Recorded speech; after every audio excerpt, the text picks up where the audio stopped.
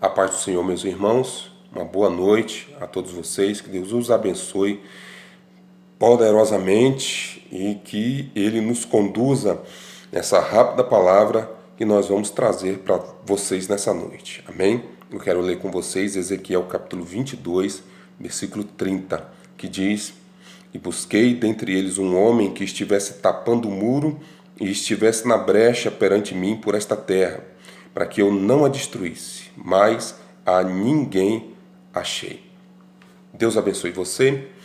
Ora, o profeta Ezequiel, profetizando de dentro do cativeiro, já em Babilônia, expressou o desejo de Deus de salvar o restante do povo que havia ficado ainda em Judá. Veja, Nabucodonosor fez a invasão babilônica em Judá em 3 etapas diferentes. Uma em 606 a.C., a outra em 587 aproximadamente a.C.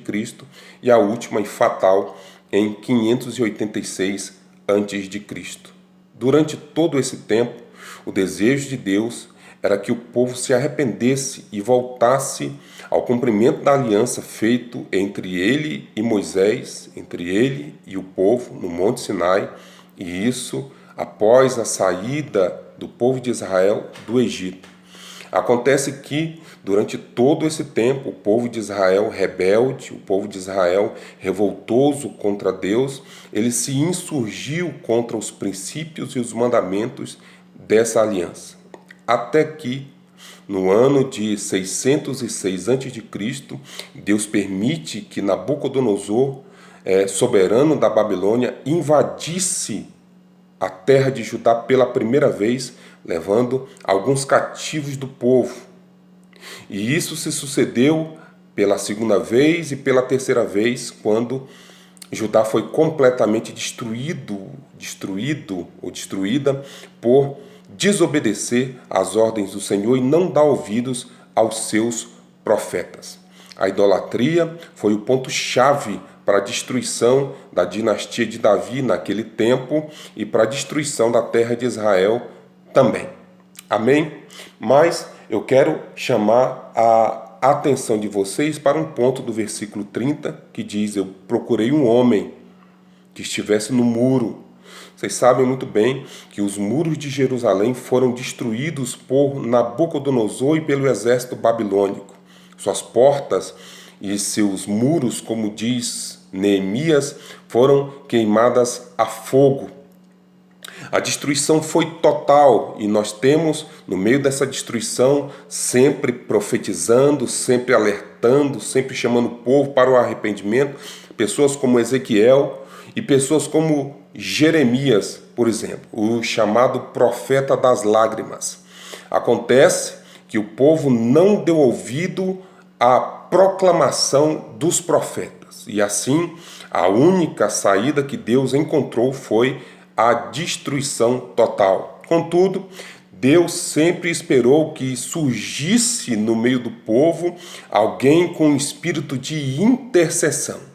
Era desejo de Deus que aparecessem pessoas do povo de Israel, da linhagem de Abraão, Isaque e Jacó, que intercedessem a ele para que ele enviasse um espírito de convencimento no meio do povo, no meio dos líderes, no meio dos sacerdotes, até mesmo no meio dos profetas que haviam traído a confiança de Deus, profetizando aquilo que ele não mandara. Acontece que essa pessoa que Deus gostaria de usar naquele momento de caos e de dificuldade espiritual do povo não surgiu, não se prontificou, não houve ninguém com disposição para que a vontade de Deus se cumprisse e a destruição fosse evitada. Quando Deus disse que procurou alguém que estivesse no muro, que estivesse na brecha, ou seja, tratando de reconstruir a destruição infligida pelos exércitos babilônicos. Só que ele não encontrou absolutamente ninguém. Isso nos traz a ideia e a certeza de que, nos momentos de crise, Deus conta sempre com alguém que esteja do lado dele e que esteja disposto a orar, buscar a sua face, se humilhar diante da sua presença, jejuar para que a situação contrária seja revertida. Glória a Deus. Irmãos, nós igualmente estamos vivendo hoje em dia no Brasil e, por que não, no mundo inteiro, situações e dificuldades espirituais, físicas, financeiras, morais, e Deus espera que nestes dias de crise, de convulsão social, nesses dias de prostituição espiritual, pessoas santas sejam encontradas para intercederem a Ele para que a terra seja sarada. As pessoas estão assustadas com a pandemia, a epidemia dessa nova doença chamada Covid-19, causada por um vírus chamado coronavírus.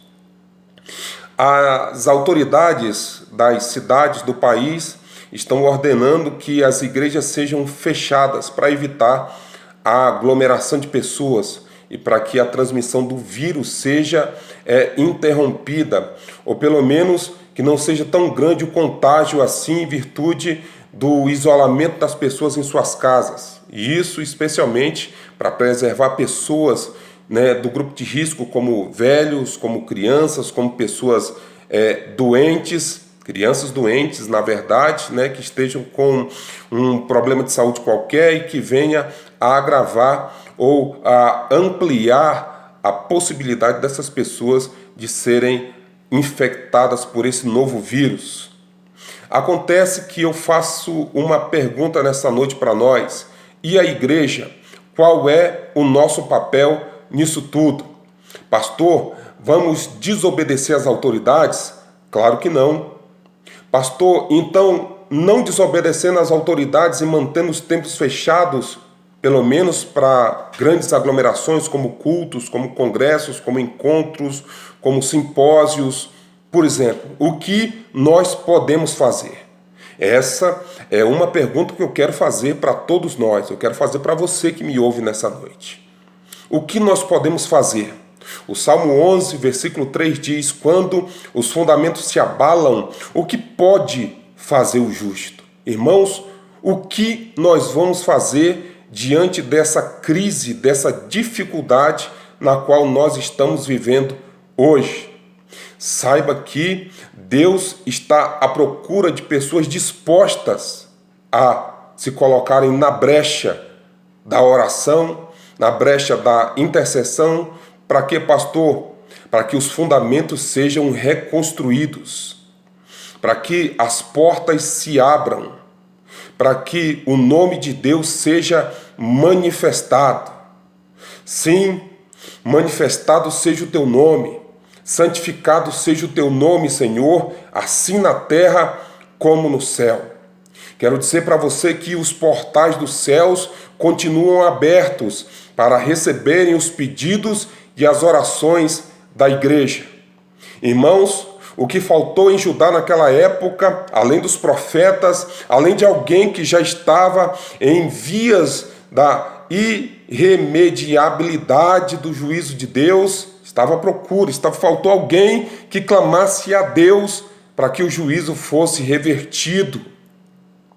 Nós somos a voz de Deus nesta terra, nós somos o corpo de Cristo. E o que nós vamos fazer, meus irmãos?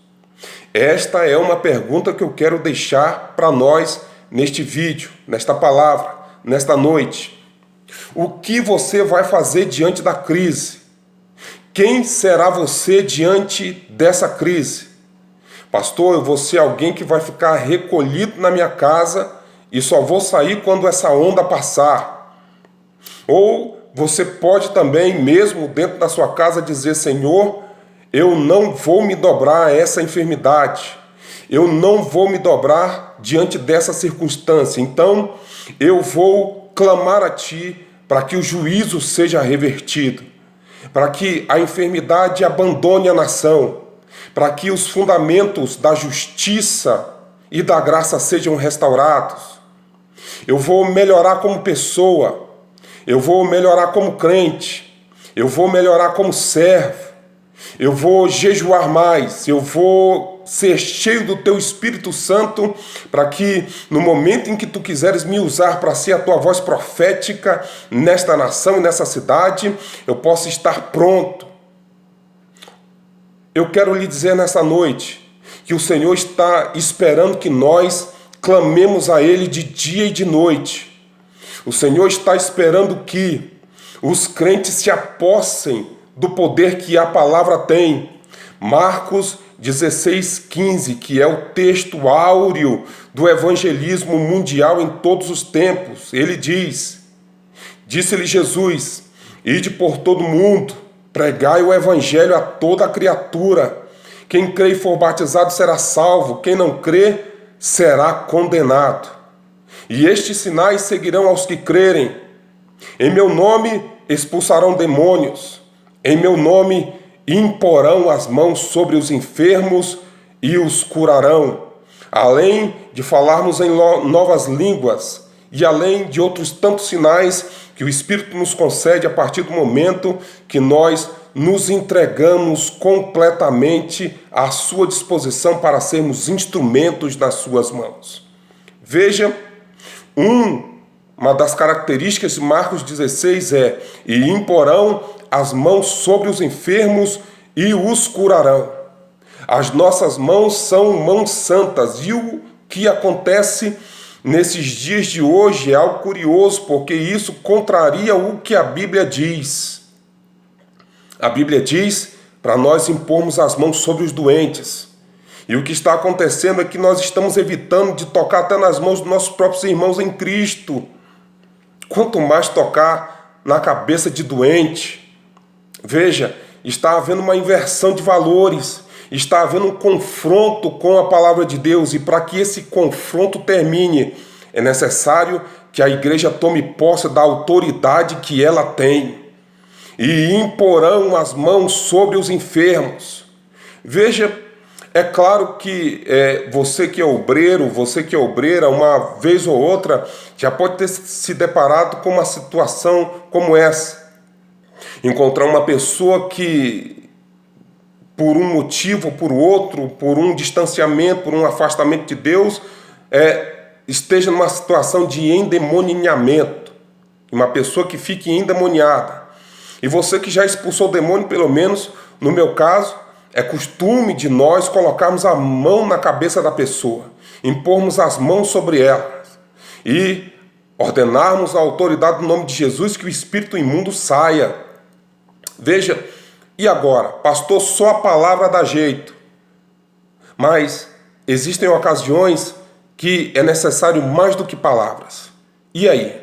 E se um endemoniado aparecer no nosso caminho, será que nós não teríamos coragem de colocar as mãos sobre a sua cabeça e expulsarmos o demônio na autoridade do nome de Jesus? Ou se uma pessoa com uma enfermidade aparecesse no nosso caminho e dissesse assim: pastor, toque em mim, pastor, toque na minha cabeça, me unja e expulse essa enfermidade em nome de Jesus, o que nós falaríamos para essa pessoa? Não, irmão, não, amigo, não, irmã, eu não posso tocar em você, porque senão eu estarei desobedecendo uma recomendação do governo, uma recomendação do Ministério da Saúde e corro o risco de pegar o Covid-19 ou o coronavírus. Irmãos, creia que a autoridade que Jesus nos dá é a autoridade para repreendermos enfermidades. Nunca o Evangelho nos autorizou a temermos as enfermidades. Temos que ter cuidado, temos que obedecermos às nossas lideranças, temos que obedecermos às nossas autoridades, claro que temos. Eu não estou pregando rebeldia, mas se a situação chegou nesse ponto, irmãos, já que os fundamentos se abalaram, nós vamos fazer o quê, meus queridos? Nós vamos aceitar a situação passivamente ou vamos bater de frente com as portas do inferno e reivindicarmos a autoridade que Jesus nos deu e dizermos assim: a autoridade máxima no mundo é a igreja. E o mandamento de Jesus foi curarmos os enfermos e expulsarmos os demônios. Essa foi a ordem de Jesus para os seus discípulos. Veja, já que nós estamos vivendo uma situação tão contraditória como essa, chegou a hora de estarmos na brecha, consertando o muro, nos apresentarmos diante de Deus e dizermos: Senhor, eu quero ser o teu atalaia. Senhor, eu quero ser um profeta teu. Senhor, eu quero ser a tua voz profética nessa nação. Senhor, eu quero repreender a enfermidade no nome de Jesus e quero me juntar às centenas, aos milhares e aos milhões de crentes no Brasil e no mundo que estão nesse momento intercedendo para que o Senhor intervenha no planeta e sare a nossa terra em nome de Jesus. Meus queridos, chegou a hora mais do que nunca de nos apossarmos da autoridade que o Espírito Santo nos concede. A palavra de Deus nos diz que Deus não nos deu o espírito de medo, mas sim o espírito de ousadia. Quero lhe convidar a se juntar conosco. Estamos num grupo cada vez mais crescente de oração pela madrugada às 3 horas da manhã. Eu quero lhe convidar, meu irmão, venha, se junte conosco, põe o seu despertador, ative as notificações do grupo ADSAR 10, desperte às 3, venha orar conosco, para que esse caos na saúde do Brasil seja afastado o mais rápido possível. Veja, me entenda, compreenda o que eu lhe disse. Nós não estamos e nem podemos nos rebelar contra as nossas lideranças. E a Bíblia nos recomenda que nós respeitemos as autoridades também. Contudo, os céus continuam abertos para a nossa oração, para a nossa intercessão, para o nosso clamor. Então, já que há um bloqueio em certa parte, por parte dos nossos superiores, então vamos pelo caminho em que não há bloqueio e em que nunca haverá, que é o caminho da intercessão. Acredite que Deus está buscando pessoas que estejam sobre o muro de destruição, como estava o muro, os muros de Jerusalém. Alguém que estivesse na brecha, prontificado a consertar aquilo que estava destruído. E olhe, é tão certo que o profeta estava querendo dizer era a respeito da intercessão, da oração, da busca, do clamor. Era tão certo que os muros de Jerusalém, quando o profeta proferiu essas palavras, já estavam destruídos. As portas de Jerusalém já estavam queimadas a fogo, mesmo que não totalmente. Mas o que o profeta estava querendo dizer era que Deus estava à procura de pessoas que orassem de verdade, que clamassem de verdade, que sentissem a dor que ele estava sentindo em permitir a destruição do seu próprio povo, como Jeremias estava sendo. Jeremias, ele sentia tanto a dor de Deus com respeito ao seu povo, que foi considerado profeta das lágrimas por causa do seu grande pranto em favor do povo de Judá. Irmãos, mais do que nunca chegou a hora de nos levantarmos. A autoridade é dada, é outorgada por Jesus Cristo. João Batista falou uma vez a respeito disso e disse: nenhum homem recebe coisa alguma se do céu não lhe for dado. E falando agora à igreja, eu lhe digo que a autoridade já foi dada à igreja. A palavra profética está nos domínios e na boca da igreja. Chegou a hora então de liberarmos a palavra de ordem, a palavra de cura, a palavra de salvação e de libertação, e clamarmos pela vinda do reino de Deus. E se o meu povo que se chama pelo meu nome se humilhar e orar, e se arrepender dos seus pecados, dos seus maus caminhos, e se converter a mim, eu ouvirei do céu, inclinarei a minha face para ouvi-los e para atendê-los, e sararei a sua terra. Esse é o tempo, é o maior tempo já proporcionado à igreja para clamarmos a Deus e recebermos dele o poder que muda circunstâncias e que transforma pessoas e vidas. O reino de Deus está aí. Vamos clamar pelo reino e Deus ouvirá as nossas orações em nome de Jesus. Pai querido, eu oro agora por nós, Senhor, e clamo a Ti para que o espírito de ousadia e de clamor seja derramado sobre a Tua igreja. E nós reconheçamos, Senhor, que Tu podes tudo, podes realizar tudo no momento em que tu quiseres. Por isso, Senhor Deus, nós nos colocamos diante de Ti, à Tua disposição para sermos instrumentos. Nós queremos clamar a Ti mais do que nunca. Nós queremos orar a Ti mais do que nunca, Senhor Deus, e queremos também compartilhar das Tuas dores com respeito às nações, com respeito ao povo.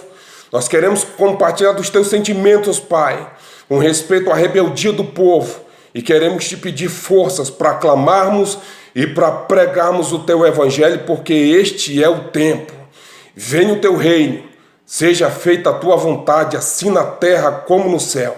É o que nós oramos, Senhor, e Te pedimos, cobre-nos com a sombra das Tuas asas, e que a saúde de Deus esteja conosco, nos nossos lares, nas nossas famílias e no nosso espírito também. É o que nós oramos nessa noite em nome de Jesus. Deus abençoe você nessa noite. Que a graça e a paz do Senhor seja contigo, em nome de Jesus. Amém.